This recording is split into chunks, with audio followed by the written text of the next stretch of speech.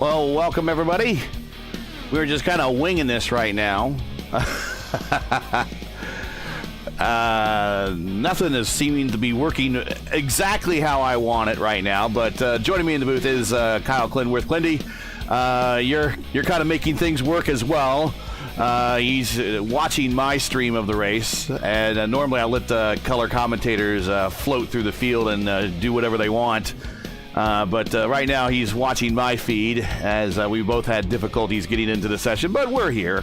Welcome to Race First coverage of round one of season 2 of the VOR DW12 series, now known as the Iconic Series. And there's a reason why it's called the Iconic Series. Go back and look at that era of IndyCar. There was an iconic program that led to the formation of the DW12.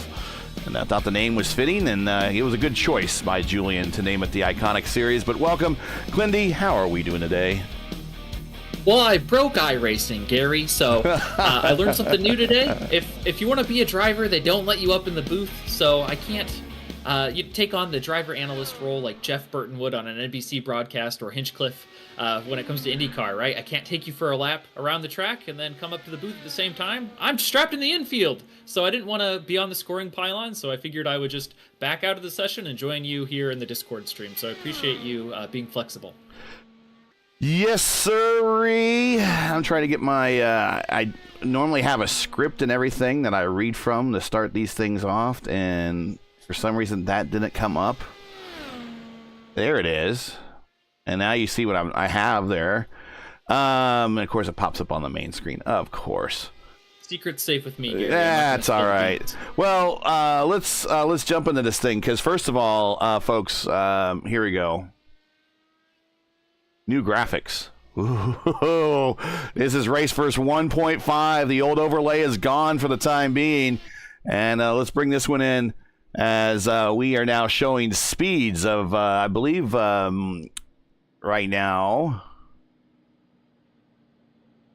Tristan Fortin is the pole sitter, or at least provisionally on the pole for about another 14 seconds. With a 2:23.5, O'Sullivan with a 2:23.3, Bleibel with a 2:23.2, Strouth with a 2:23.2. Want to probably get those out to the third decimal point for the next iteration of this overlay, but qualifications are up. So what we're going to do is we're going to clear all this. Boom. And then I'm going to do the next thing, which is this. The starting grid. And there we go. So again, we're just kind of running things. This is the first time we're running this overlay, so we're just trying a few things here. Let's see. We're going to go ahead and start the music, the starting lineup music. There we go. And the overlay is not quite working in the way it should. So we're showing 11th and 12th on the front row, which shouldn't be the case. And then we have Bleibel and Strauss in P2, Weber and Kinder in P3, Inch and Fortune, in row 4. There we go. For some reason it changed there to Fortson and Liam Sullivan on the front row. And then 9th and 10th would be Santos and Bonnie. Moving on is Christensen and Vanden Bosch, and 13th is Lee Kane. Now we have more than 13 working here today. I'm not sure why we're not showing everybody. Are those the only drivers that post in time, Gary? The others? Yeah, must be. Well, so now we got, here we go. Lee Kane, Patrick Silvazzi. We got Christensen and Vanden Bosch again. Michael Fortune and Bart Feuerstein in 15th and 16th. Hunter Bogdan in 17th. Leighton Furness in 18th. And Julian Altena. I think Julian's going to do the worst of first challenge here in 20th. But we do have more than 20 cars. I don't believe Hugo Gallas took time. And I don't think Floridor Doshinko took time. So we'll move that along. Yeah, that's weird. So we still got some more work on the overlay to do here. but we're getting there. We're getting there. Rookie stripes on the overlay, but not in the field. A lot of familiar names here if you tuned in for the iconic season last season. This is the first race of, what season is this, Gary? 3? Yeah, 4? Season 2. This is season 2. So the defending champ not in the lineup. In fact, there is one of their cars in the lineup, which is Edson Santos. So the defending squad is here. There is Edson right there in the Leaner Energy Dallara DW12. As we are lining up now, going down the backstretch here at Michigan Speedway. The rule set for today, 4 sets of tires, 1 in the car, 3 in the pits. Fuel is 85%, which is approximately 15.7 gallons. Green, white checker? No, because this is an IndyCar. We don't do that here. But the IndyCar waiver round rule is being forced. Pitting. Drivers are required to announce when they're entering and exiting pit road. And if other cars are in close proximity, drivers are permitted to drive no more than 3 pit stalls when entering and exiting their own pit. So we'll be watching that. Track, of course, is 2 miles. Race distance is 100 laps, or if we get into a lot of yellow time, 90 minutes. I hope that doesn't happen. I hope it doesn't happen either. So I don't think Doshinko is taken. It might be either starting for the pits, but he's not going to be taking the green flag here on the rolling start. And we are getting ready to go green for a new season of VOR DW12 racing, the iconic series here on Race First. Green flag.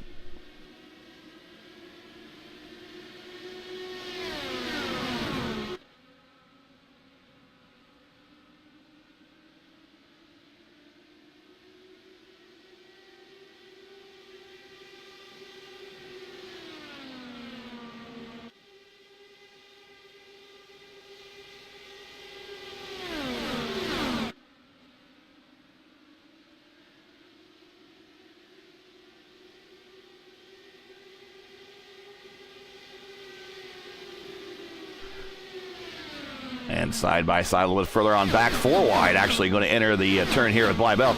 Pedro down low. A bunch of new drivers in the lineup today. Welcome, everybody. Julian already moving up to 17th from starting in 20th. And 15%. Liam O'Sullivan to the lead.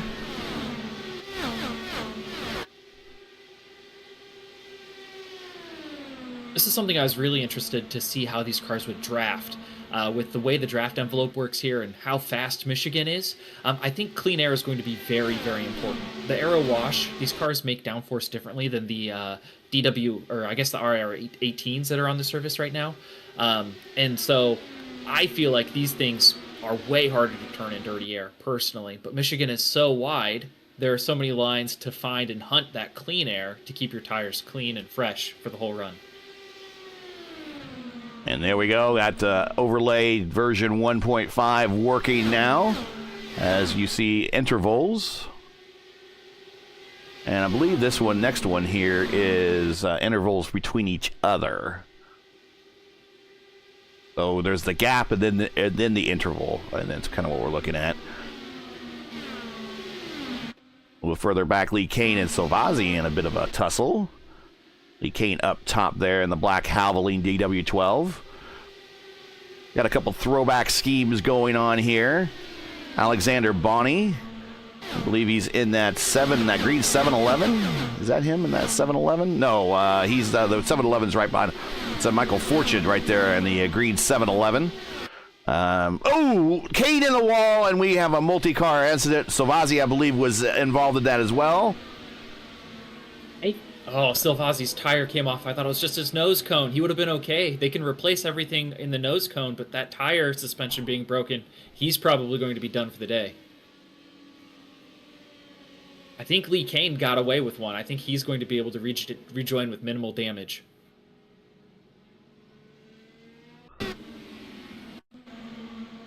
Let's watch here.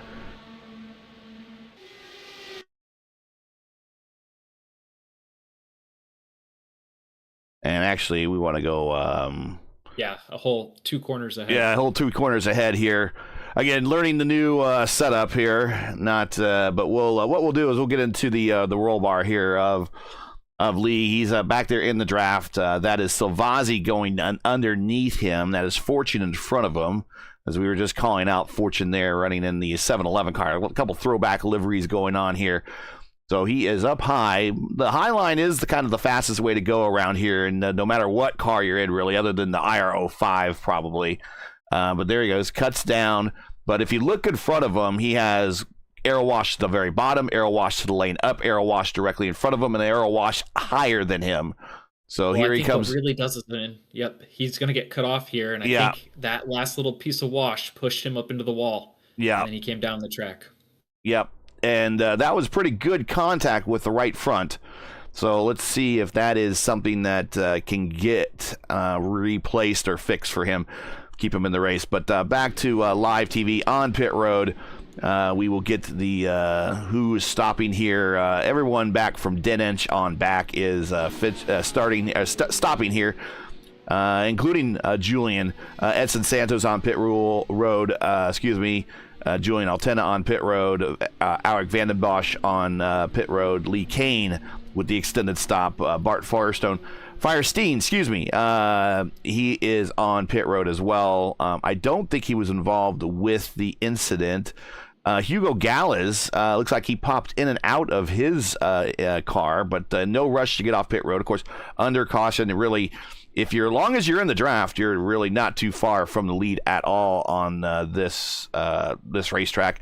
Looks like Bart exited and came back in, so it looks like he might be having connection issues. Now, already a little bit distance into this race, and we're down to 17 cars. Yeah, Lee Kane's still sitting in his pit box, so he must have some right front suspension damage that is fixable, I would assume. But his toe will probably be knocked out.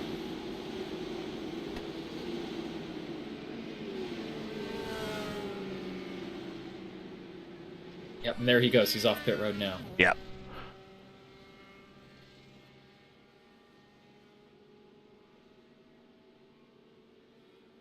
So let's go ahead and reset the field here. It's Tristan Fortin is your leader. O'Sullivan P2.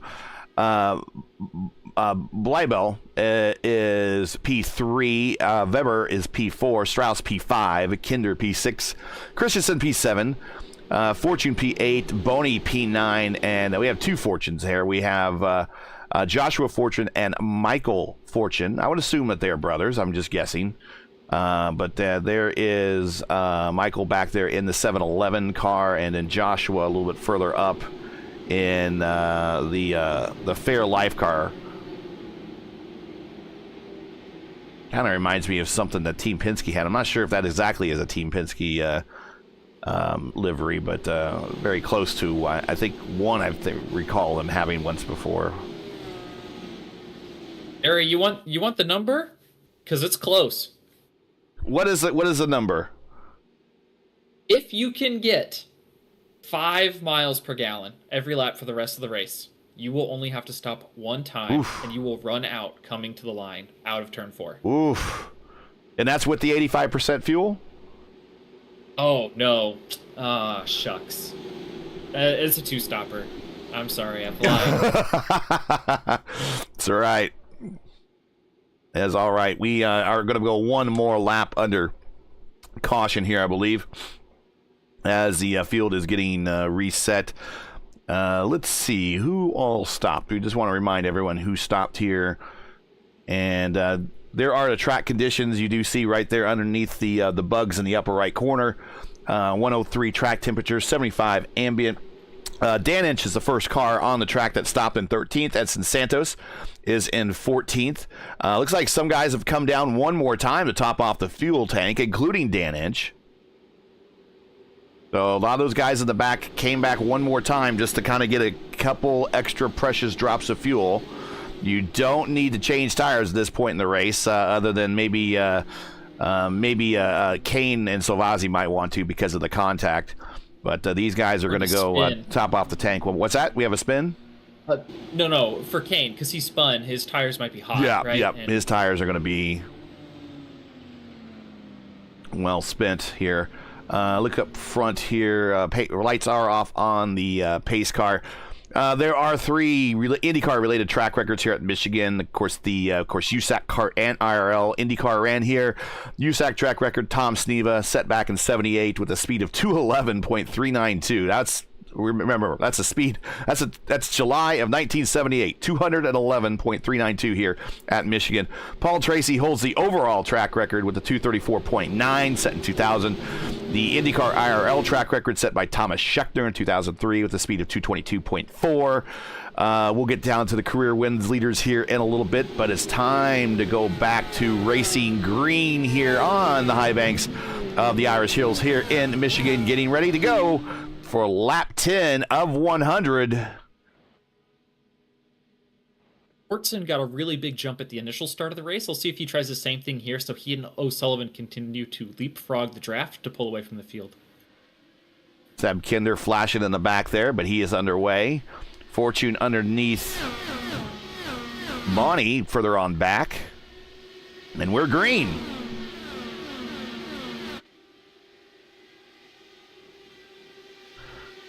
And Liam wasting no time whatsoever. It's beneficial for them to do so. They need to be swapping like that every corner, into 1 and into 3. You'll gain a tenth and a half on the rest of the cars of the field. Pedro right there with them. Jonas Weber P4. John Christensen, and we'll give him a shout out here, back in 7th, coming off his first career VOR IndyCar, anything IndyCar, VOR IndyCar. First career victory at Indianapolis last week on Easter Sunday in the IRO5 series. He has moved up 4 spots. Michael Fortune back there in the green 711 car. He is up 4 spots as well. Hunter Bogdan in the 10th spot right there in the plain black wrapper.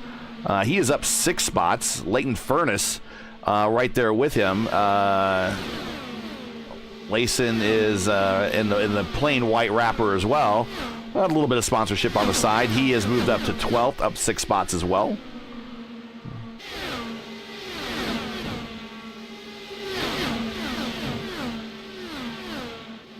Ooh, car way up in the gray. That's just a Kyle Larson line. Yeah. It works. It's fun.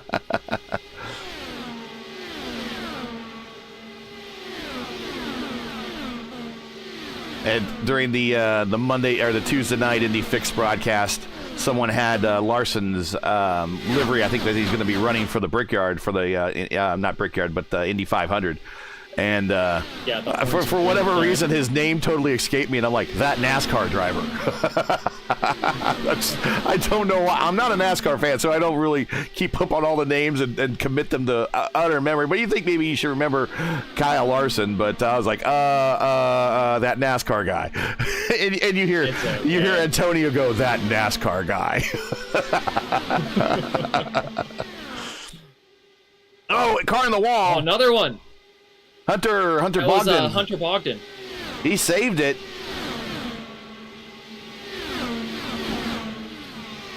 He's got side pod damage, so he'll have to be in the draft to keep up from here on out. Yeah. And he's going to be really slow, really hard to turn that car through the corners.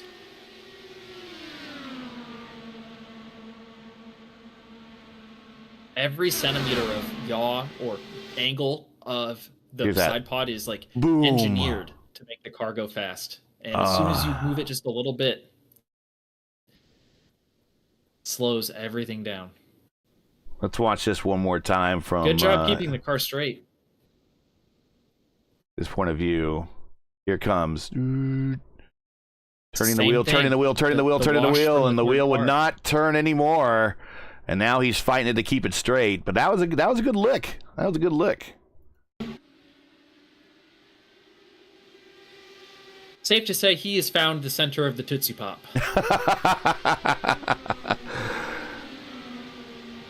Fortson and O'Sullivan continue to swap the lead at the front. They And it's have, paying dividends. yeah, it They're has second paid. in the Well, they're quarter. racing pretty hard behind them, but they've worked up a 1.3, 1.4 second lead now over Weber. Weber is racing Bleibel back there. Kinder's involved in that as well as Strauss, and now Christensen's part of that. But they've broken away from 8th place. Bonnie leads a third pack back there in 8th place. He's 1.7 seconds behind this other group. And Christensen, there it is, right there. Julian is up in this. He's worked his way up now to 11th. He's 8 spots up. 45% of the way done. He'll get there. He'll get there, yeah.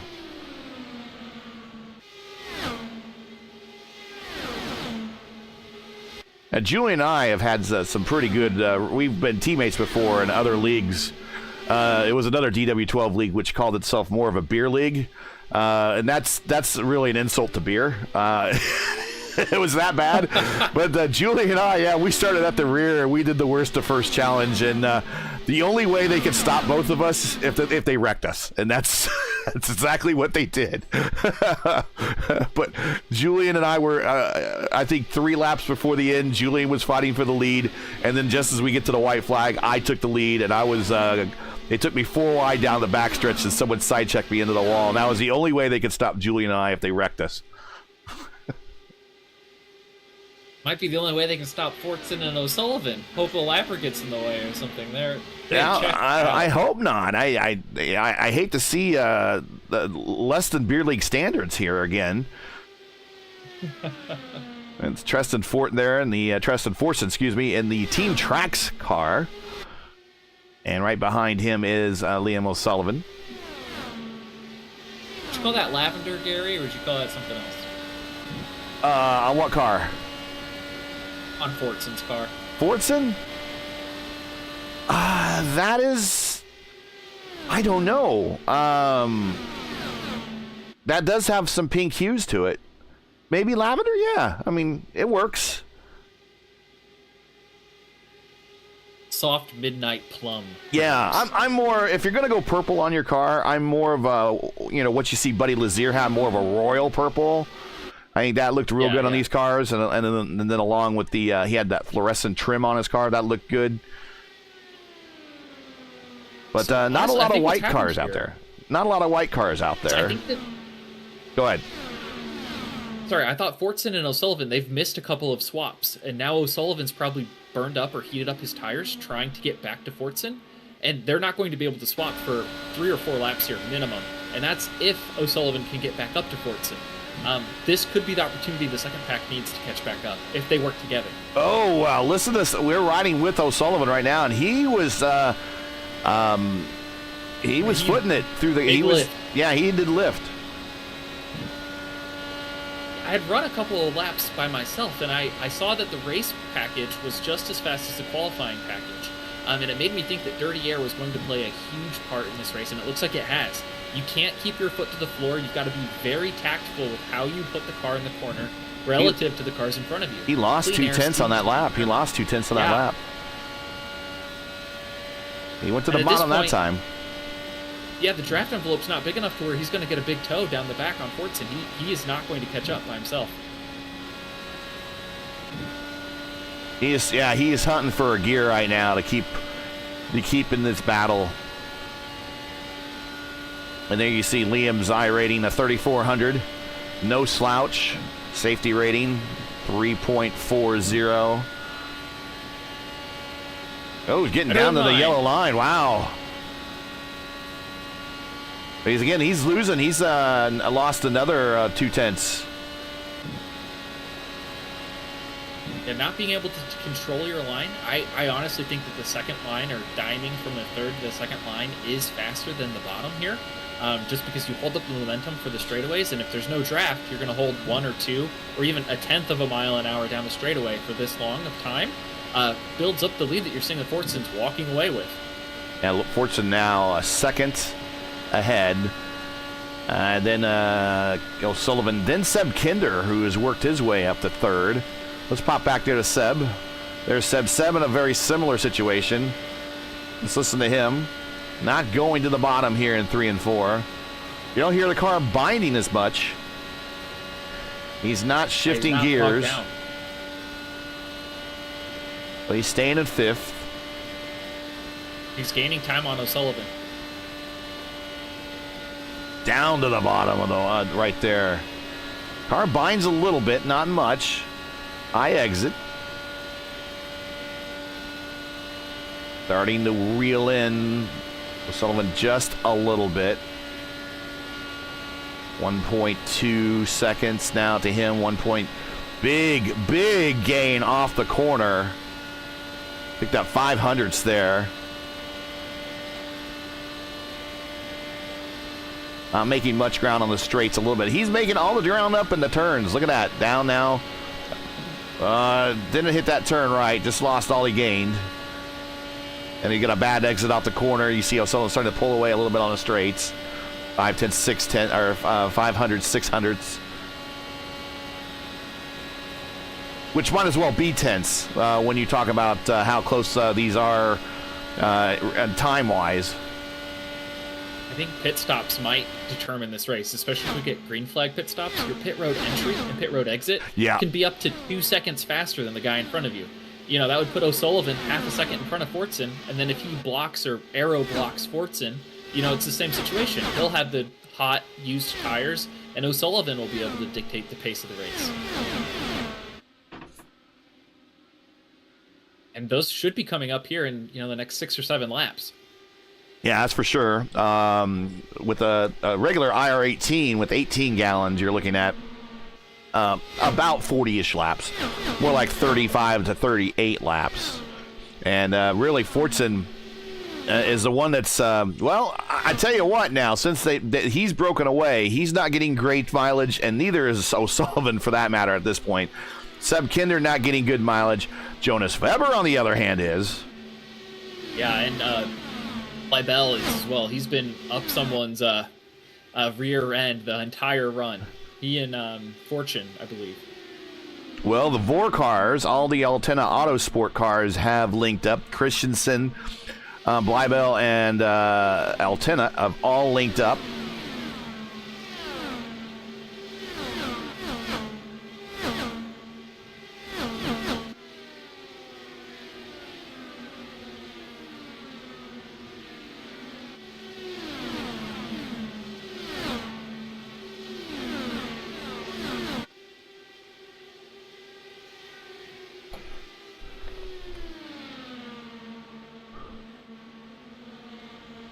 Go back up to the front here. And Fortson is your leader by 1.72 seconds. He has pulled away and has broken the draft envelope back to O'Sullivan. There's O'Sullivan right there. Seb Kinder is in third. Thea Strauss now using the high side. Woo! And he has worked his way to fourth. Pushing Weber back to fifth. That's a battle of teammates. Remember, boys, rule 1 about racing your teammate. You remember the rules of racing your teammate? Yeah, rule 1, don't wreck your teammate. Rule 2, see rule 1. There you go. And right there, just as I mentioned it, I think Weber might have hit the wall. I think they forgot the first 2 rules, Gary. Well, at least he didn't wreck his teammate there, but he definitely did try to wreck himself. Weber trying to recover. So I think it was the same thing as before. It was just that third car in line in front of you, coming up in front, taking that little precious bit of clean air you have, being a lane and a half or a quarter lane higher than the car in front of you. When that air goes away, every inch or every degree of wheel you have left, pulling left to get the car to come off of turn 2, just doesn't matter. You can have the wheel cranked all the way and the car will just push right up into the wall.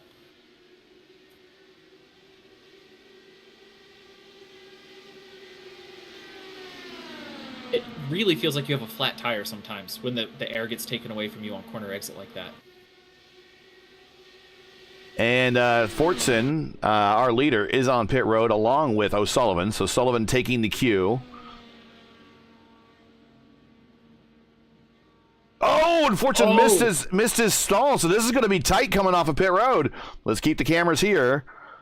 Down, getting down and away here. And that's going to cost Fortson, as I think O'Sullivan got the edge and will get the position. Now, I would be interested to see if he plays nice here. They had a big lead, so that doesn't mean they do not need to aero swap, right? They don't need to leapfrog. So what he could do is he can aero block Fortson this entire run, and he'll have the best tires and the most clean air. That is, if he doesn't get swallowed up by traffic.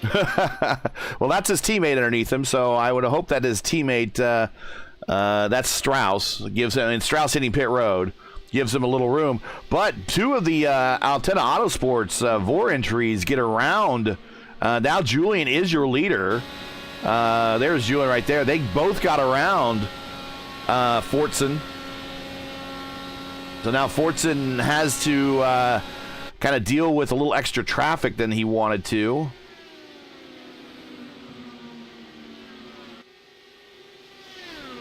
Pedro looking low. That's actually Christensen there. I think it's Christensen looking low. Christensen hitting pit road. Look at the difference tires make. You can just follow in someone's wake, get the run, and pull down and pass them on command. Tires are super important. So if we see any cautions for cause from this point out, I would assume every driver will bolt on a fresh set every time we see a caution from here to the end. Yeah, I think the undercut's going to be powerful here.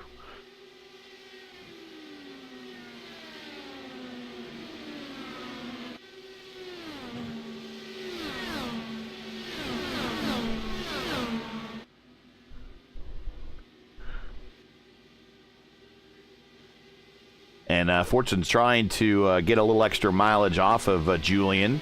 Might not be a bad idea. But in terms of his distance up to O'Sullivan, let's get on O'Sullivan here. O'Sullivan is a little up the road a piece. 1.5 seconds. Yep.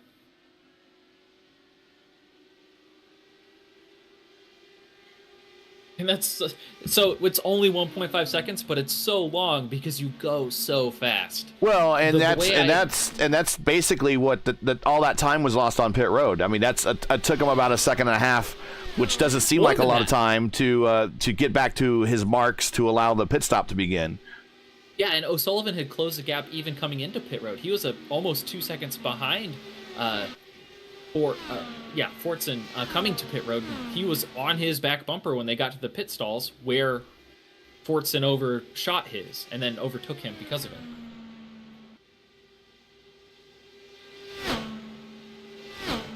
Really well executed green flag cycle there for O'Sullivan. Anyway. And Julian is still the leader. Now remember, a lot of these guys that are staying out here, Julian pitted on 9, Edson on 7, Gallas on 9, Inch on 9. So all these guys in the top 4, they all stayed out a little bit longer and topped off during that first caution, or was it the second caution? Can't remember. I think we've only had one caution. They all double dipped on that first caution, I believe. Yeah, Keynes was the only one that was a caution. We had another car in the wall, but he kept it straight. That was Hunter Bogger. Car to the inside down the backstretch, and that is Bart. And Bart's having a hard time there. I think he's just going to punch out. Yeah, he's just going to punch out there. It's caused yellow to come out on the racetrack. Oh, wow. And that's exactly what Julian wanted. Because a good chunk of these leaders or the field is going to be caught a lap down. Now, it all depends. They're going to all get the wave around here. Julian's going to have to stop. All these other ones stopped, and he'll have to go to the back. But this is good for him. Yeah, I think he'll cycle out third, more or less, because O'Sullivan and Fortson were ahead of him on track, basically the tail end of the lead lap. Versus everyone else is either on the same strategy as him or a lap down after making their green flag pit stop. So when the wave arounds pit, they will be behind Julian. So here we go. We got Altena, Santos, Gallas, and Inch. All three of those guys have yet to stop.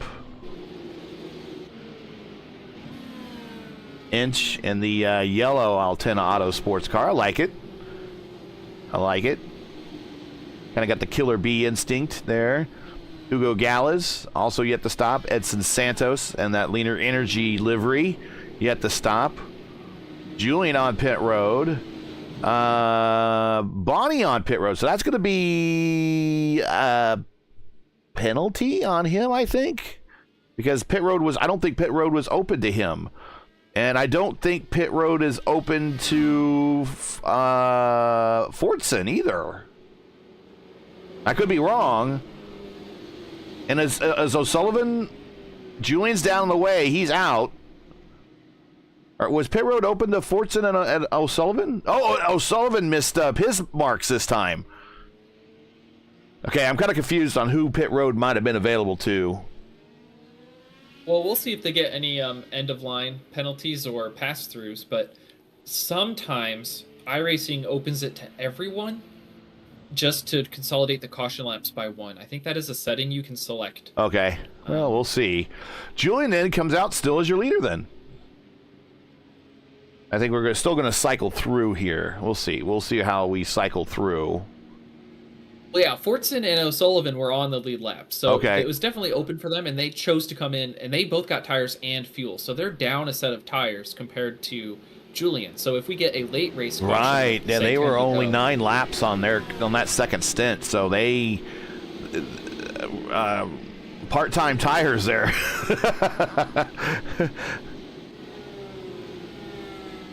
And one thing iRacing does not let you do is put on scuffs that you've used earlier. Yeah, that would be a nice option to have in the future. Real Racing does allow that, but that would be a nice option to have because those guys then could stack them put them back on the pile and maybe use them for the next stint or whatever. Just have an extra set there or something.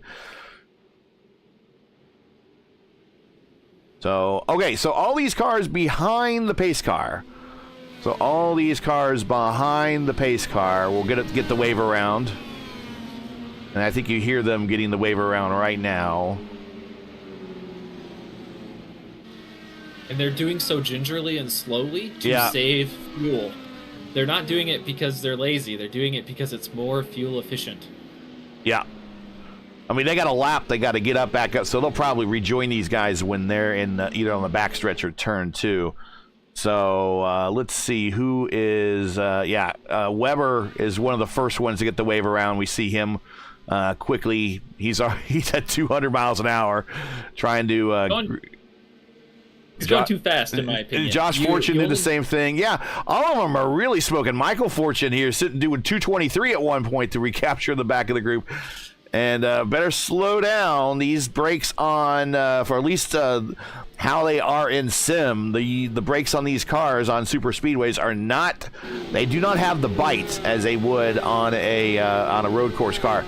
And we also see Bart Firestone back in the lineup, but running down low on the apron. I think he's just going to let everyone on by in that. I believe he has to. I think he has Weldon throwback end of the line. Okay, for exiting a closed pit. 86 goes low as well. That's Hunter Bogdan. So he's going to let everyone go by. So Julian is your leader. Boney is a lap down, but second car on the racetrack. Hugo Gallas is actually second in the running order right there.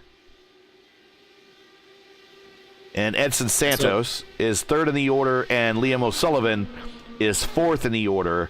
Dan Inch is fifth, and our early leader, Tristan Fortin, is now back in sixth in a battle with Strauss and the teammates Strauss and Weber. He's got to be careful. Those left sides dipped below the yellow line. You know what we say? Apron, bad. Checking chat here. Who is Grosjean? Well... I guess the closest person to Grosjean in the lineup is Seb Kinder. He's French. There he is. He's got the fire on the side of his car, too. He has fire on his car instead of in his car.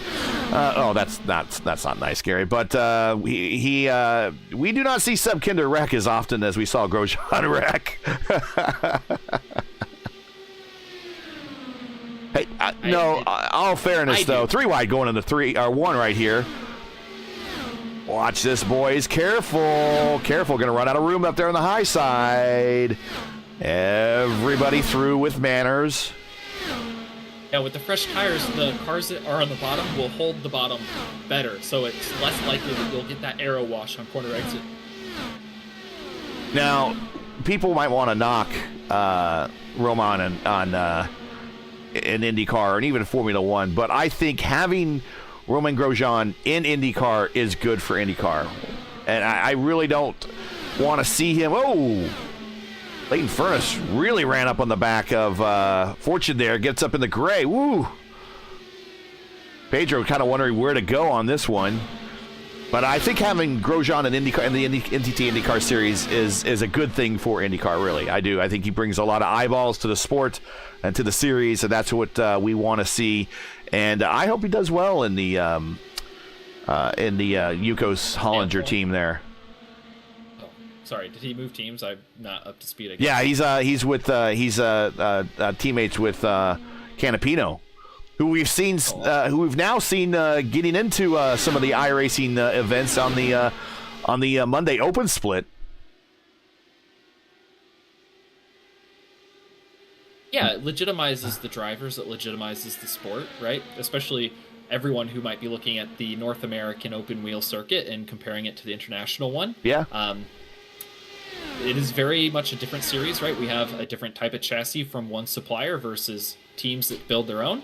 And while the racing may look similar and sound similar, it's a different breed, more street circuits, more, I don't want to say competitive, but definitely track position matters. More parity. Yeah, I say it's more parity that what's going on. We're cautioned. So something happened on the racetrack. Not sure what happened. That is a busted side pod. Yeah.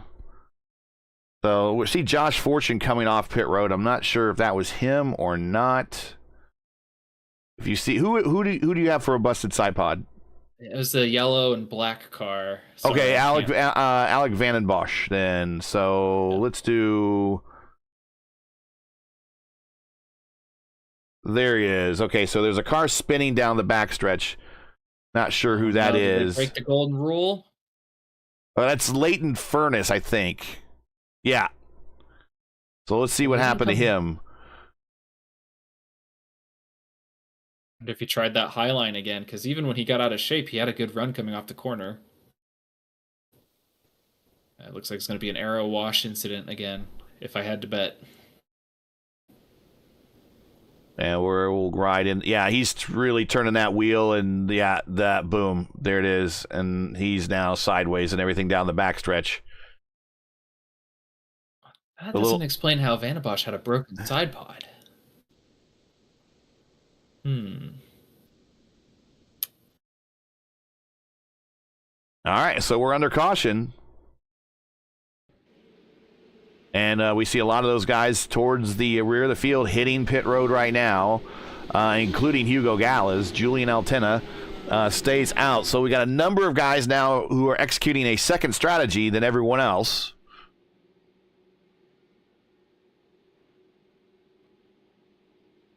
Barry, I'm blind. I went back and looked at the replay. I'm not sure what happened either. Broken? Yeah. Yeah. So the IndyCar career. It's not broken. I just saw it wrong. So the IndyCar career wins leaders here at Michigan, and for a while here at Michigan, IndyCar kart USAC would have 2 races a year, and then for the longest time they were only just 200 milers like we're having today. It wasn't until Ontario came off the schedule and they established a 500 miler here at Michigan. But the career wins leaders are Johnny Rutherford. Lone Star JR has 4 wins here. 3 on the shorter distance, but 1 classic 500 miler at 86, his last IndyCar win. Gordon Johncock has 4 wins here. 3 of the shorter variety and 1 of the 500 mile variety in 82. So he won the Indy 500 in 82 and won the Michigan 500 in 82. Had a chance for the Triple Crown, did not win, of course, Pocono. That was Rick Mears. Rick Mears kind of got Rick Mears' revenge after that close finish at Indianapolis in 82 to get that win. But we're back green with Altena, Santos, and Sullivan taking off. And Santos and Sullivan are racing back there for P2, and Julian is trying to disappear into the distance. He doesn't have to get far, and when you have 2 cars trying to work together behind you, all you have to do is block the car with the run, and then they don't go anywhere, because the way they gain speed or gain time on you is by being in your draft envelope in a different line or by leapfrogging. And if you block the car that has to run with a leapfrog, you kill their momentum on corner exit, and it makes it very hard for them to catch you. But it looks like Santos has. Yep, Santos actually moving to the front, went ahead and caught that group right away. And watching O'Sullivan, Strauss, Fortson, Inch, and Weber, they're all in a group here. Here comes Fortson, not wanting to waste any time. He likes his car on the low side of the racetrack. He is by Strauss.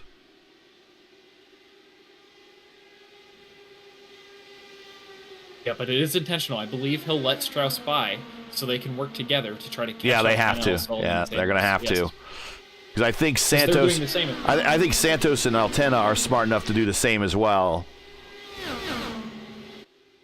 See, if you are O'Sullivan, you're in a bit of a pickle. You know, on the first run, your tires got killed following people in the wake. So what line do you run here to keep your tires, cool and keep them fresh for later? Well, I think they aren't. Yeah, right there. If he's going to run the low side, that's not going to work well on his tires. He needs to stay high and keep those runs up. But if there's going to be a car up high, like there kind of is right there with Santos, we've seen all the wrecks so far happen coming off of 2, and they've all been aero wash. So maybe he's trying to be cognizant of that. Yeah, they're pulling away this first group. 1.14 back to Fortson in 4th. And that's from the rear bumper of O'Sullivan. That's not from the leader.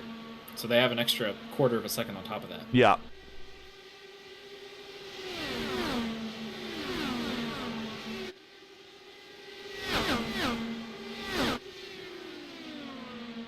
And here is what it looks like from the gearbox of O'Sullivan there.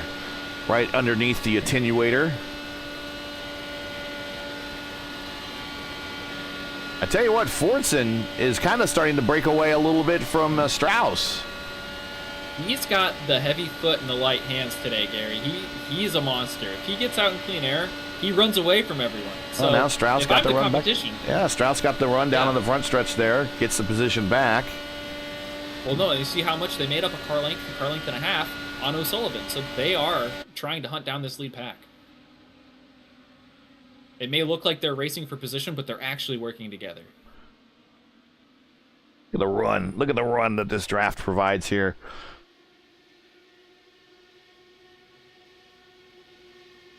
Strauss leaving not a lot of room between the rear tire and his front wing, but he clears.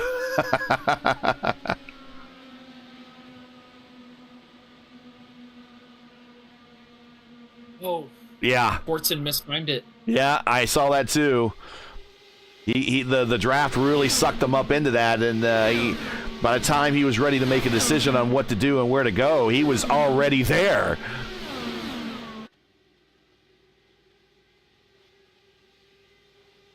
Better executed this time. An Inch there in the black and yellow.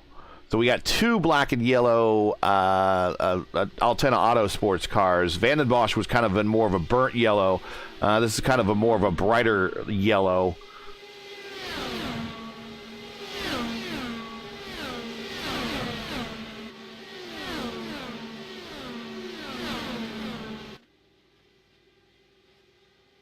But those two working ahead of Inch are starting to inch away from Inch here just a little bit. Yeah, it seems to be very difficult to be the third car in line. I'm going to give major props here to O'Sullivan, who seemed to hang on and now is mixing it up with Santos and Altena. Yeah, he made the key move to get around Santos. Santos really wants that back. He goes ahead and he just sends it. We saw he maybe didn't realize he was sending it that quickly because he had a bit of an odd entry into 3 there. That's fine. 62 of 100. We still have another stop to go. All these guys up in the front other than Weber in 7th, and we'll get the camera on him just momentarily. There's Weber. He's by himself now. Weber pitted on lap 35. Everyone in the top 6 pitted last on lap 43. So they're going to have to stop again. They took a wave around? Yeah, Weber did. That's why he's got that deficiency on the fuel count. Okay. Top three have now pulled away 1.4 over Fortson. But they're not working together. So if the second group do continue to work together, they will catch them. If you're just joining us, race first coverage of round 1 of season 2 of the VOR DW12 Iconic Series. Little afternoon, we'll be doing Friday matinees for the next couple weeks here. In fact, we'll bring the schedule up on the screen just really, really quick here. Here is your schedule for the series. Michigan, then Gateway, Texas. Then we're going to go to Daytona in the beginning of May, Indianapolis, and then Auto Club to finish out the season. We'll check out that schedule later in the broadcast. But that is your schedule for this second season. Don't forget, if you have not done so already, make sure to subscribe and ring the bell for notifications. We certainly would appreciate that. And we realize about half of you, according to analytics, are not subscribers already that are watching this. So all you need to do is turn that red button gray for us, if you will, and be a subscriber.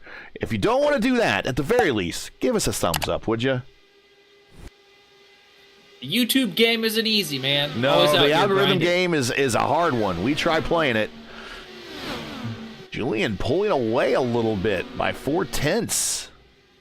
And making it look easy. Well, kind of what we saw a little bit with Fortson earlier. Fortson and Strauss are racing side by side there, going into one. Hey, and I want to give a shout out to the people in the chat. They've been pretty active today. Looking forward to Daytona there. I'm glad that they're all joining us here to watch the race here this Friday afternoon or evening if you're out in Europe. Yeah, IndyCar is at Daytona. That we're going to show you when we run there. There's a reason why IndyCar doesn't go there for real. IndyCar could probably race on the sports car course.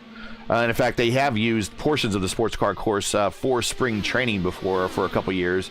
I think it was 2007 and 2008.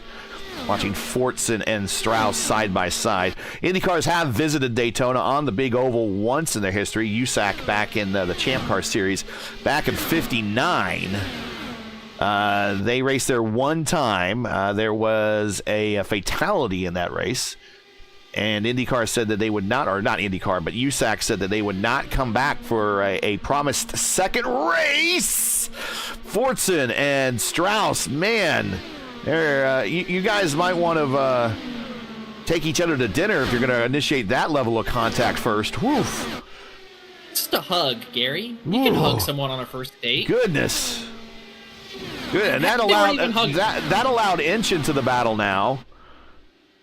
And it probably, if this race goes green, it probably lost them the race. They will not gain any ground on the leaders if they continue to race this hard. So, I mean, they're racing for fourth, right? Which they have every right to do. But you're fighting each other instead of working together to try to win. So the story behind that second USAC date at Daytona, Inch close to the wall. He pulls out down low in the backstretch to get away from it, but he has Weber right behind him. That second date since George, was it France Senior? Was it Bill France? Bill France, yeah, Big Bill. Since he had a second date and was actually selling tickets for it already, didn't know what to do, so he decided to have a stock car race in that date instead, which happened to be over July 4th weekend. And so, thanks to IndyCar, the birth of the Firecracker 400 was made. There you go, a little bit of history. I don't know if you knew that. I bet you a lot of people at home didn't know that. I did not know that. There was a driver, a couple fathers of drivers in that race. Elmer George. That name might not sound familiar, but that is Tony George's dad and Ed Carpenter's granddad. So that is the tie-in there. And Boris Said's dad actually tried to qualify for that race in the USAC Champ Car Series.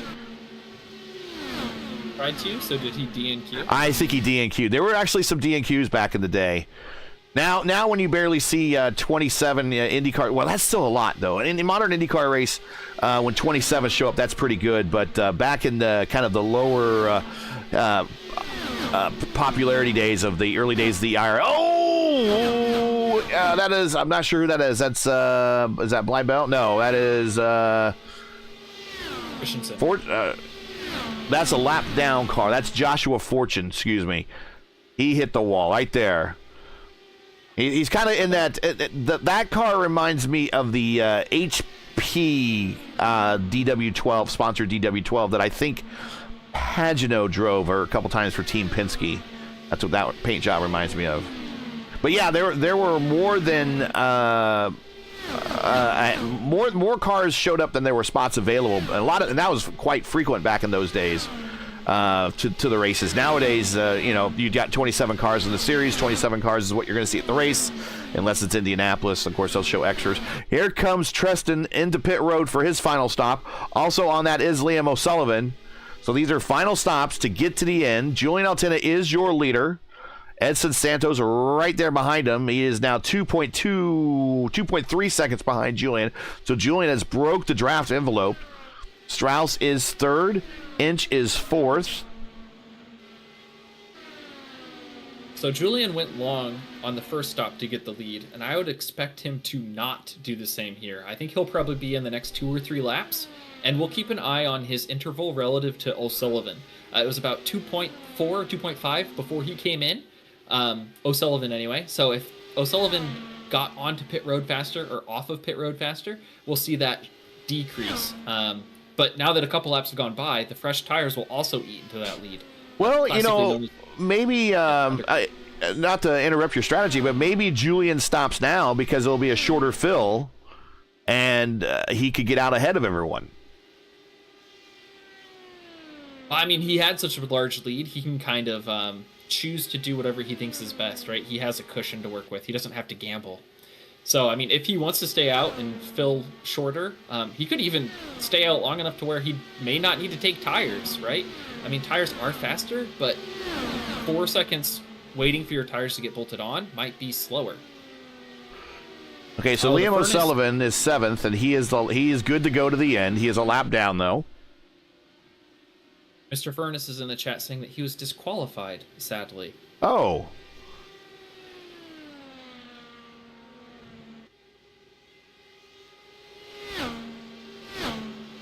We'll have to check the rule set and see what the incident count possibly would have been.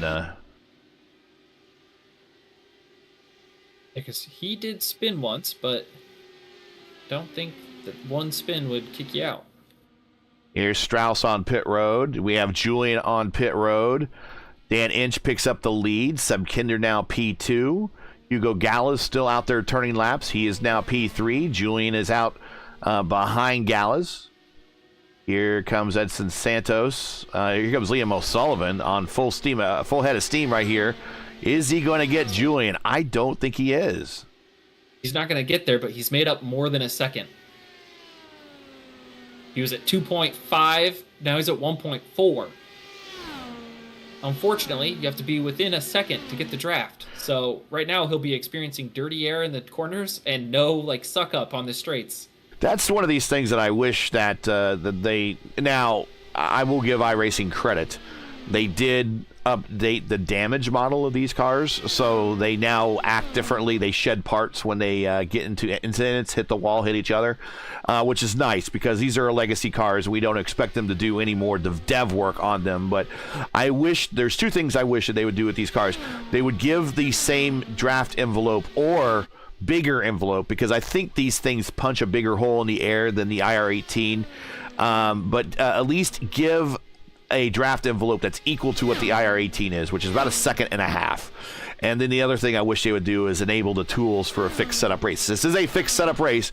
The tools that you would normally see available to a driver in a fixed IR18 race, the weight jacker and the front and rear anti-roll bars, are not available to these drivers. So what they're using to get around this place in traffic is their hands and their left and right foot. Little less of the left foot, though. Not hitting the brake necessarily. 80 of 20 or 80 of right? Yes, of course. 80 of 100, 20 laps to go. Seb Kinder is your leader. He's mixed up in this group up here with Hugo Gallas down low. These two guys last pitted on lap 52 with some caution in there, and if they had some caution and they've been with traffic all race long here in the second pack, maybe getting an extended run, could we be looking at a one-stopper from these two? I don't know if it's possible. Oh, absolutely. Is it possible? It absolutely is. Yeah, if you pit right now, I mean, I think Julian's going to make it to the end. So they're not going to make it to the end, but they might come in for a splash of gas in the next 5 to 7 laps, I would say. Get 6 to 8 gallons, and that'll get you to the end.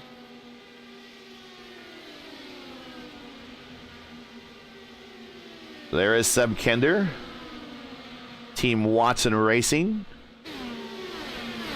Hugo Gallas with the Backfire Motorsports, and both of them are coming to pit road. Whoa!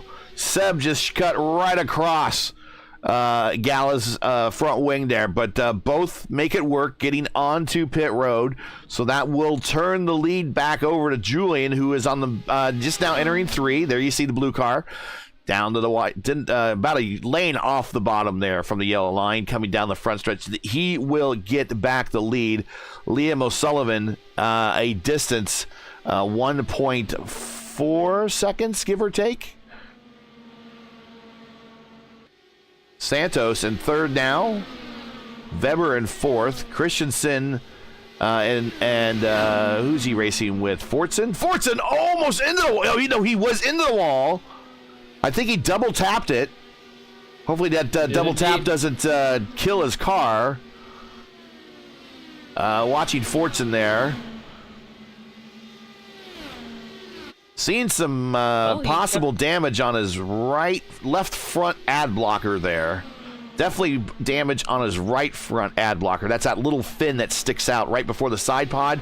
We call it the ad blocker because it typically blocks your sponsor on the side. So we call it the ad blocker. But I believe he's sporting a little damage there. Yeah, it looks like it. Looks like scuffed up.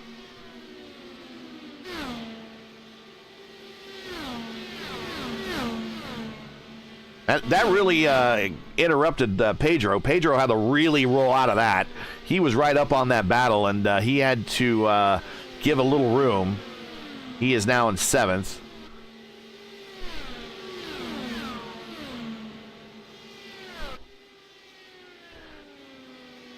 If you're just joining us, make sure to smash the like button there for us. Subscribe and ring the bell if you haven't done so already to future Race First iRacing programming.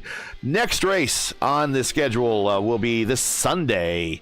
We will be in DW12s again. We'll be with the Dark Horse DW12 series at Homestead.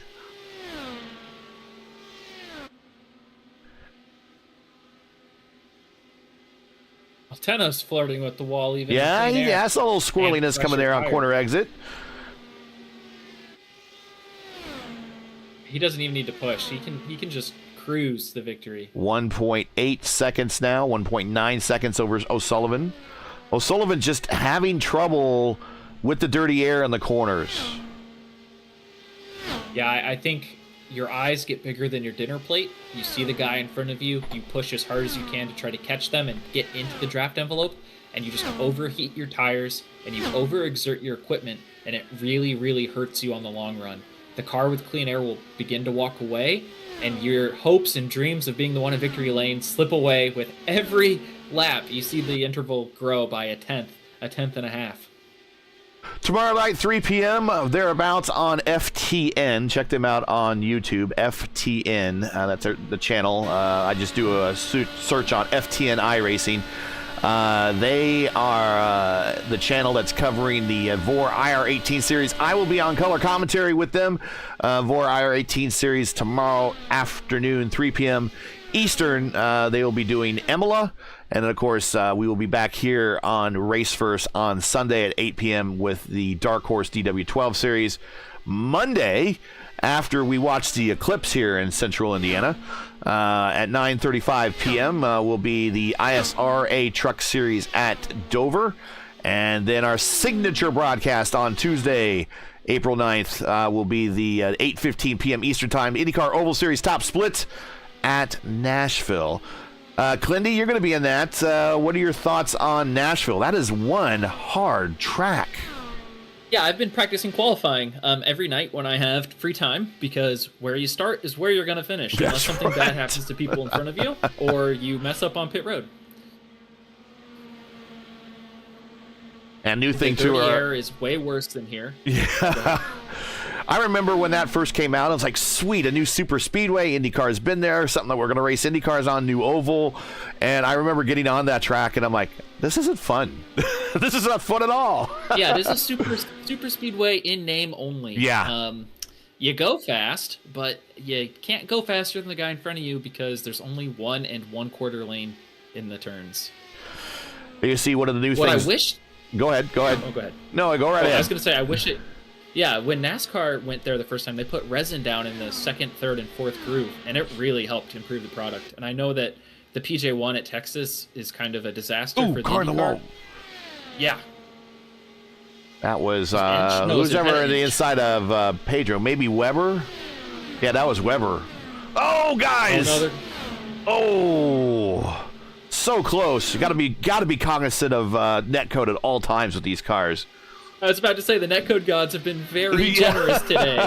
There's been 2 or 3 of those that just went Christensen up to 4th. Good run for him. Picking them off one at a time. Set them up and knock them down. That's how you do it.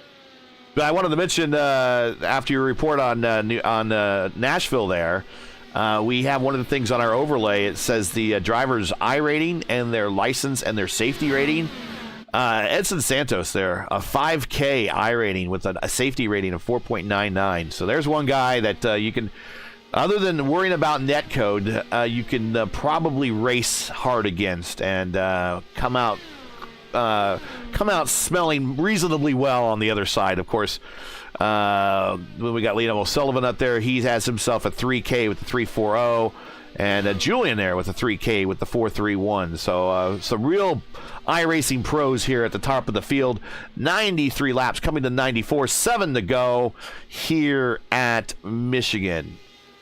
Yeah, I've never had an issue racing with Edson. We have similar I ratings. I have a much worse safety rating than him. If you watch Tuesday night, you'll know why. I'm impatient and I like to push the envelope. I love strategy and talking about it in the booth, but when I'm in the cockpit, I strap in and I look for every millimeter I can take. Well, unlike him though, you got your solo in that he didn't get in on Tuesday night. So, and I'm talking solo, your solo flight. Let's say a lot of cars went airborne. Oh yeah. Telling people on the on chat here that I was joking with you earlier in the week that we needed to create a NASA patch for all those that went into space, and there was a number of cars that went straight up after big wrecks there at the top split last week at where were we? Fontana. Auto Club. Yeah, Auto Club. You used to call it Auto Club, right? Yeah, I call it California Speedway because I refuse to call it Auto Club. That's the first leg of the race first Triple Crown. We're trying to. That's why I was pushing, Gary. I was trying so hard to break up those. And now we can only have one winner of the Triple Crown, and that's Robert Malechka, which is probably a good chance. He's won all of them this year, so if I can beat him one time this year, even if it's Tuesday night or any time, I'll be very happy. And I haven't yet, so we'll see. Fortson in a battle back here in the back portion of the top 10. Weber, Fortson, Inch, and now Strauss 2 by 2 by 2 coming off the turn 4 corner here, getting in the single file line. 4 laps to go for Julian, 8 more miles. Typically, Altena would love to see his competition racing, which means they're not gaining time, but not with this. Oh, I guess the race would end under caution at this point. But if they were to wad them up 2 or 3 laps ago, that would really put a monkey wrench into his plan. Christensen pulling away from that group, looking to solidify a top 5 for him. A great day for the if we were to get the checkered flag right this very second for the Altena Autosport squad. 3 cars in the top 5. Don't cut out Fortson. I think he's driving really hungry, knowing what he could have had today, dominating early. I think he's really pushing to get up into the top 5. They're mixing it up. Look at them go. I think you're going to see a 3-wide move here on the back. Yep, there it is. And Fortune the 5th. He's going to slide up. The tires are old. They're hot. Strauss almost into the wall. He got real dirty air off of Pedro. Pedro gets the position back, move Pedro up to 5th. 2 laps to go. Inch will have the run this time through 1 and 2. Julian down the back stretch, now a lap and a half to close this out for Season 2 of the VOR DW12 Iconic Series. Coming to the white flag. And do we got caution? Caution on the racetrack? Yeah, I think they wadded it up. And that's it. Julian is going to be your winner. And what happened here? Rouse and is that Blythe? Oh, one of the Fortune. Oh, just goes up and nails Strauss.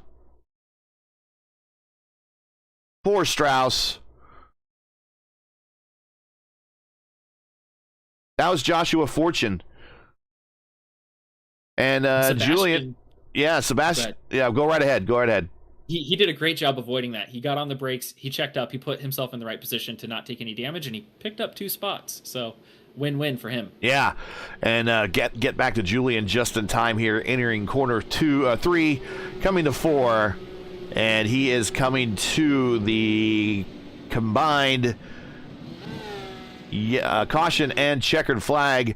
Your winner today for our Friday matinee here at Michigan, Julian Altena, with a pretty much a second half race domination there. That Royal Blue number 11 with the win here at Michigan. The worst of first and the worst of first challenge.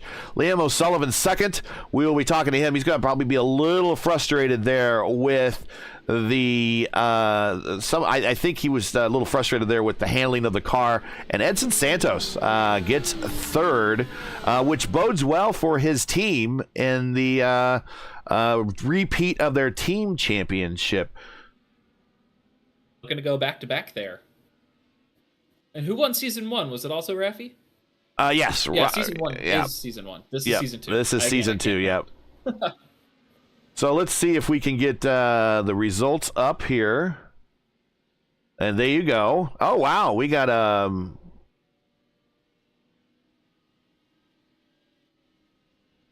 extended stats. So Julian with the win with 4 stops. I'm not sure if that's right. I'm not. Liam O'Sullivan has 3. Interesting. I have to see how that. But yeah, 54 laps led, 5 laps for O'Sullivan, 5 for Santos, 27 for Fortson. So he's kind of kicking himself. He led that whole first quarter of the race, and then when pit stops happened, it just kind of not. Yeah, he slid through his box. Yeah, he slid through his box. He gave it up. Yeah, it just didn't quite gel for him. Pedro P6, Dan Inch P7, Jonas Weber P8, Kinder P9 got 2 positions there right there at the very end. Hugo Gallas at P10. And I think those number of stops are right. I think Julian a number of times hit pit road a little bit earlier or later than everyone there toward the end of the field. So Christensen with the 2-stopper, Pedro with the 2-stopper. Moving on, Fortune, Silvazzi, Bogdan, Strauss, Boney, Fortune, Josh Fortune, Leighton Furness. Then we got Van den Bosch, Feuerstein, and Lee Kane 20th there. 20-car field. 21 actually registered, but 20 took the green flag. And there you see. I think that might have been me, Gary, the 21st. I show it's Dorshinko. So he must have had a connection issue.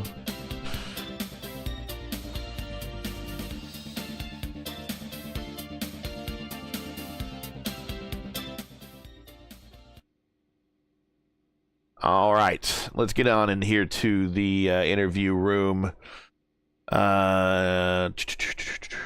And again, everybody, don't forget to subscribe, hit the bell for notifications, and thumbs up if you will. All right.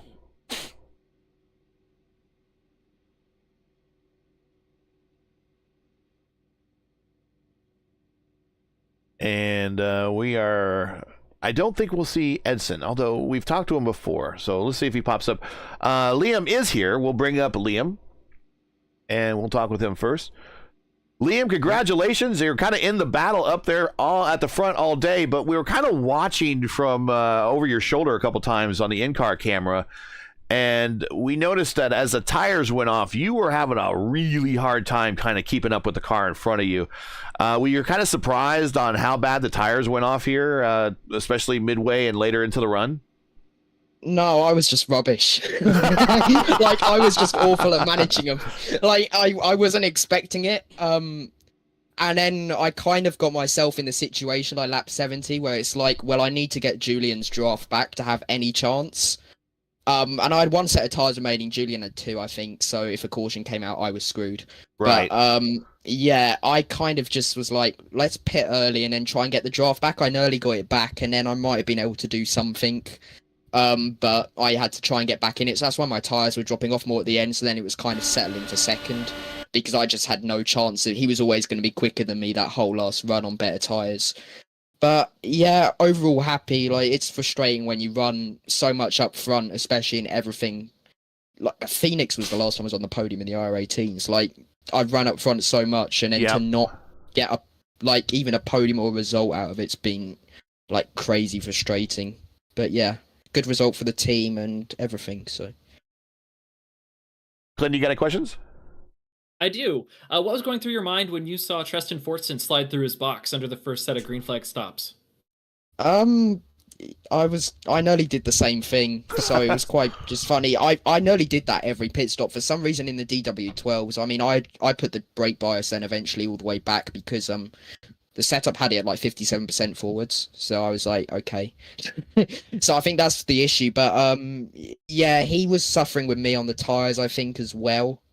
But yeah, I don't know what happened to him eventually. I think he just fell back with the tires, and I think he had another bad pit stop again, I think. But yeah, it was working well. The slingshot's so powerful in the DW12.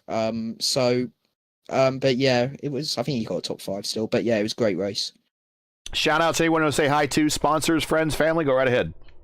Hello to mum, dad if they're watching, any friends watching. Also, last time I spoke to you, I was out in Kenya. I was off for a break and then came back. So shout out to the Hand in Hand charity, supporting local kids in Kenya, out there after my trip out there.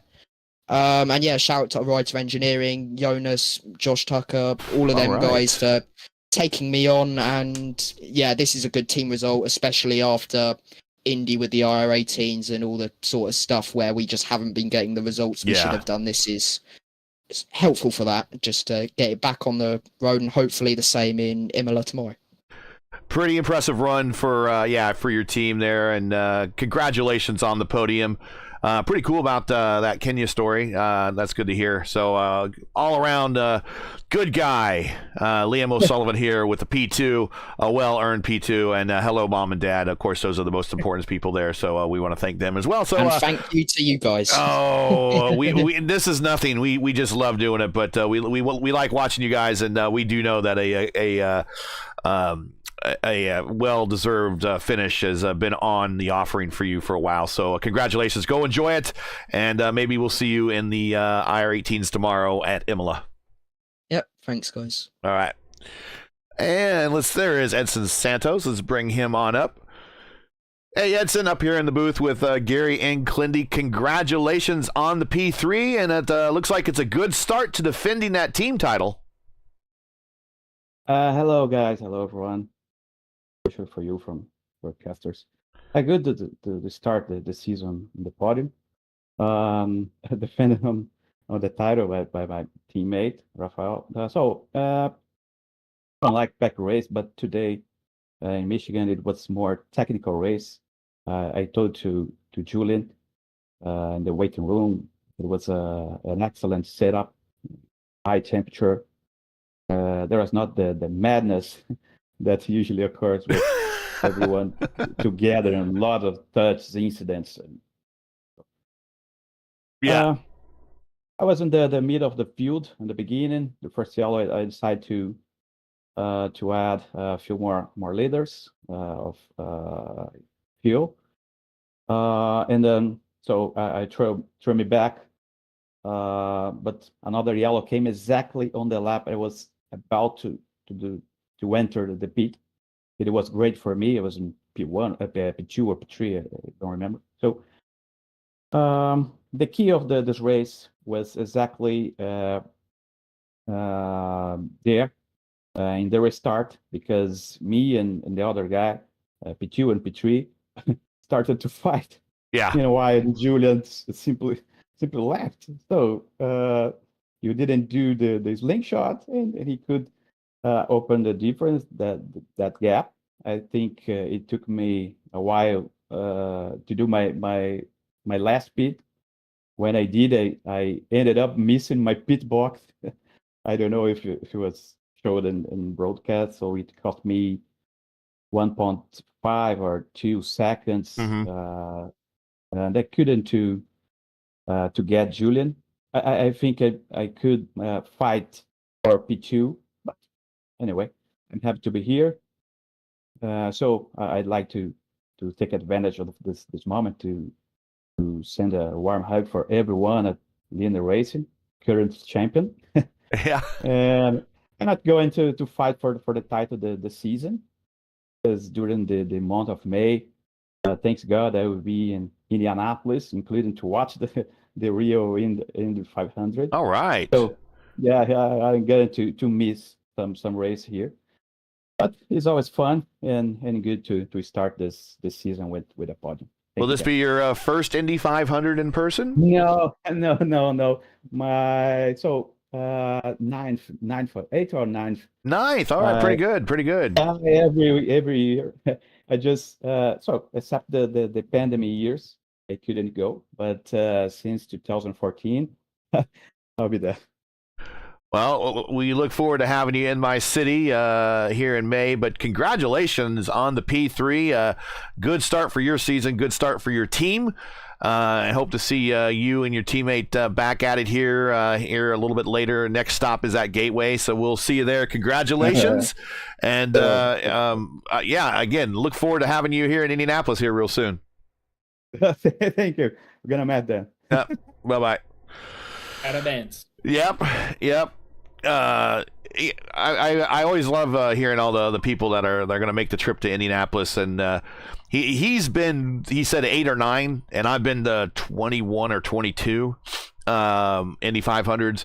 It's always fun to talk to that person who have never been to their first one and has never been inside that speedway, because you always hear you say, give me your first impression of what it's like when you walk into Indianapolis Motor Speedway, and the first thing they say, it's so big. It's gargantuan. The size on TV doesn't really do it any justice. It is an absolutely gigantic place. And that's the first thing that everyone says when they get back to me. It's like, hey, what'd you think of Indianapolis? Like, that place is so big. So if you do come to Indianapolis for the 500 or any day, practice, qualifications, carb day, whatever, bring your walking shoes. That's for sure. Let's get Julian up in here because I know he's happy. Hey, Julian, we got you up here in the booth. Congratulations, my man. And I think congratulations on a couple fronts. Great job, first of all. I think the setup, whoever developed the setup for this race did a good job. It wasn't a pack race. You had everything separated out.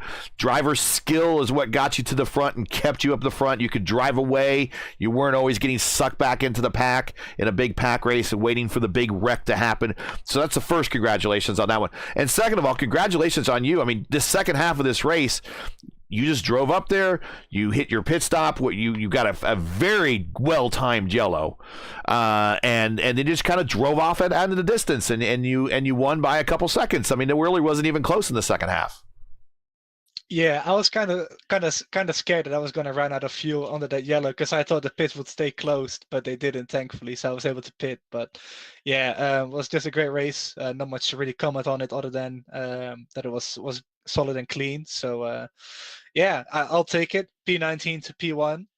Josh was also saying in the waiting room that apparently, according to him, I'm better with the old cars than the new cars when I still beat him in the new cars. So I don't know how bad that makes him. Wow. I mean, I want to say you don't want to take it as an insult, but I will say that your recent record here in the DW12 and in the Aero 5 has been pretty good.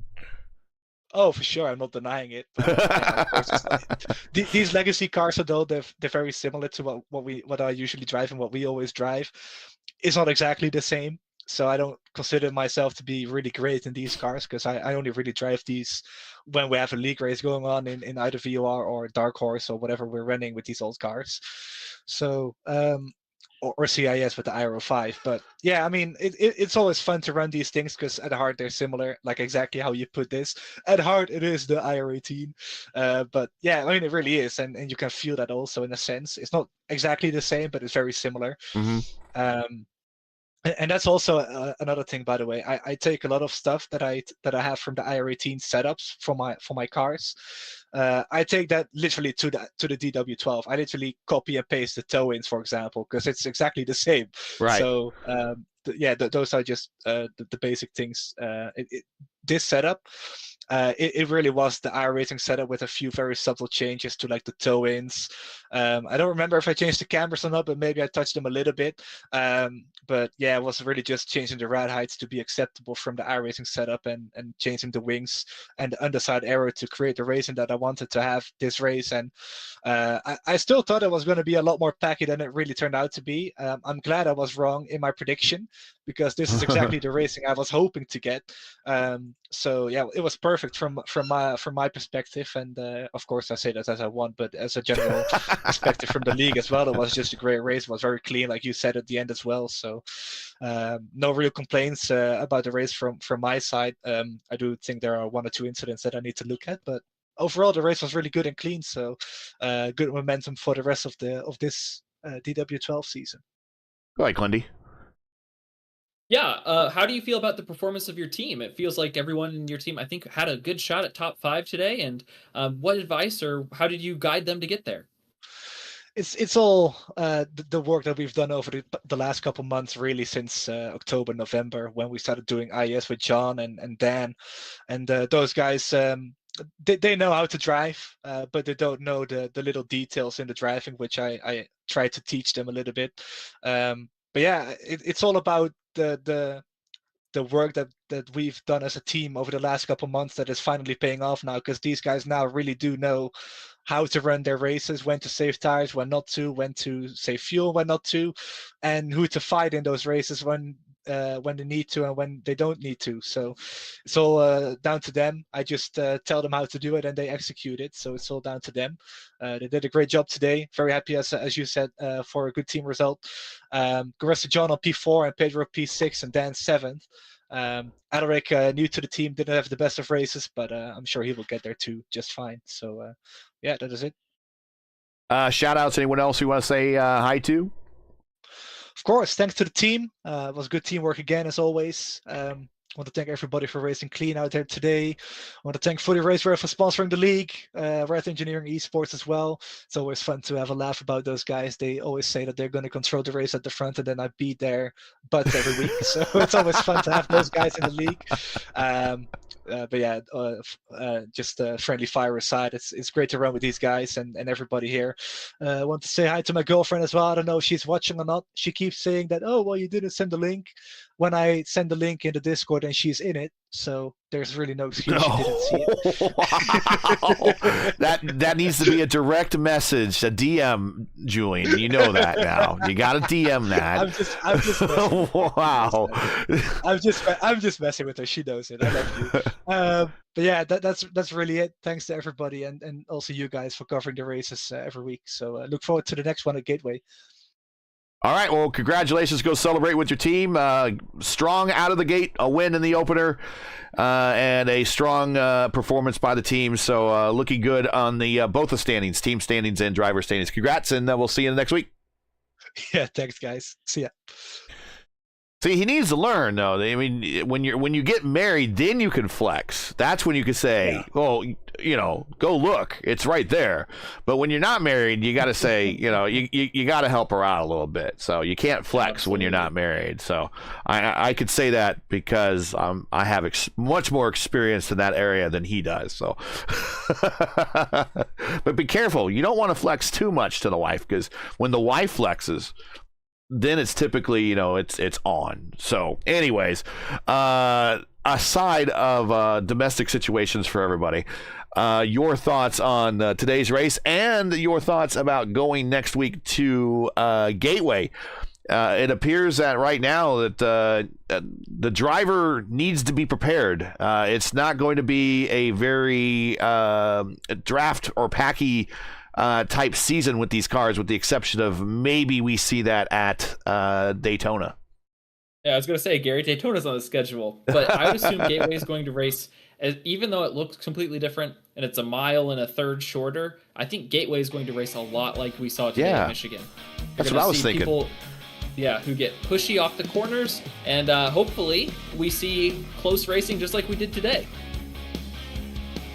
Should be pointed out, Josh Fortune, he had the purple lap with a 31.994. So that will do it for us here at Michigan. That was a good race. So that will do it for today. Once again, your podium from Michigan. Julian Altena with the win. Liam O'Sullivan P2 and Edson Santos there with P3. Join me and Clindy again next week for round 2 of season 2 of the VOR IndyCar DW12 Iconic Series. As the teams and drivers move to Gateway, coverage will start approximately at 3 p.m. Eastern Time. That is 3:00 p.m. Eastern. And remember, it's a new time and day this season. So as always, you can find everything you need right here at Raceverse at youtube.com/Raceverse. And as I promised, here is the schedule for the remainder of the season. Get a good look at that. My home state. Home state next week. That's right. So we're heading, well, it's in Illinois, but yeah. The track's in Illinois, Gary. Come on. Track's in Illinois, that's correct. It is on the east side of the river, so that makes it not Missouri, but there. Gateway, then Texas. Then we'll talk about all sorts of IndyCar history when we go to Daytona International for what will probably be the big pack race. Then, right before the real IndyCar drivers take to the track for the Indy 500, we'll take to the track for an 80-lapper 200-mile race at Indianapolis on May 17th. And then we might have another pack race, or we might have a race we just saw today at Auto Club Speedway to round out this season. Six rounds here for the DW12 series, all right here on Raceverse. And we'll get that off the schedule. There we go. Now, as you know, the YouTube algorithm game is not easy. We talked about playing it, so please help support Raceverse with the weekly grind. Leave a comment below. Let us know what you thought of tonight's race, and if you enjoyed tonight's coverage, support us by smashing like in the video. If you're new, click subscribe. You're right, you to hit the bell for weekly reminders so you don't miss out more of Raceverse other iRacing program, including 8 p.m. Saturday, the Dark Horse DW12 series. These cars, again, a lot of these same drivers, again, we will be at Homestead. So make sure to check it out. Keep your browsers set here for the most in-depth IndyCar knowledge on all of iRacing. Raceverse, we know what Indy means. For business inquiries, learn more about Raceverse and what we do, visit raceverse.com. Like us on Facebook or follow us on Twitter. So for Clindy and everyone at Raceverse, I'm Gary Gatto saying to all, happy Friday. And thanks for watching this Friday matinee. And to all our men and women serving in the military and as first responders, Godspeed, God bless, and come home safe. Catch us again right here next week in Gateway for the next race of the Velocity Online Racing IndyCar DW12 Iconic Series. See ya!